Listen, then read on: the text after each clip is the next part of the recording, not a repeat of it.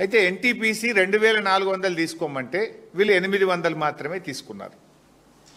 ఆ 800కు state ERC electricity regulatory commission ఏదైతే ధర నిర్ణయిస్తుందో మనకు ఈఆర్సీ డాక్యుమెంట్, ఇది నా డాక్యుమెంట్ కాదు, ఈఆర్సీ సంతకం ఉంది దీని మీద.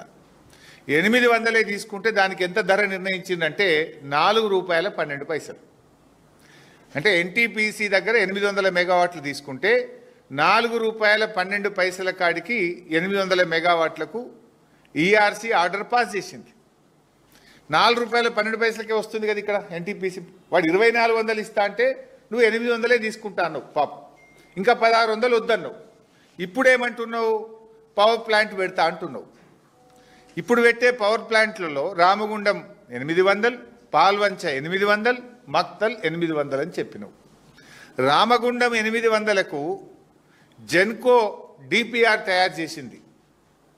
జెన్కో డిపిఆర్లో 10,800 కోట్లు ఖర్చు అవుతుందని డిపిఆర్ను ప్రభుత్వానికి సమర్పించింది. నిజమా అబద్ధమా? సూటిగా సమాధానం చెప్పు. 10,800 కోట్లతో జెన్కో డిపిఆర్ ఇచ్చింది, నిజమా కాదా?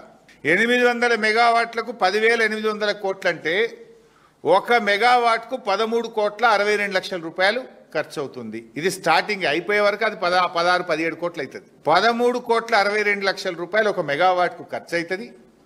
1 యూనిట్ విద్యుత్ ఉత్పత్తి చేయడానికి ₹7.70 అవుతుంది అని చెప్పి లెక్క తేల్చింది జెన్కో. ₹7.70 per unit. మరి 10,880 కోట్లు కాస్త ఏమవుతుంది? పూర్తయ్యే వరకు 15,000 కోట్లు అవుతుంది. ఈ 15,000 కోట్లలో 25% జెన్కో రాష్ట్ర ప్రభుత్వం డబ్బులు పెట్టాలి, 75% అప్పులు తేవాలి.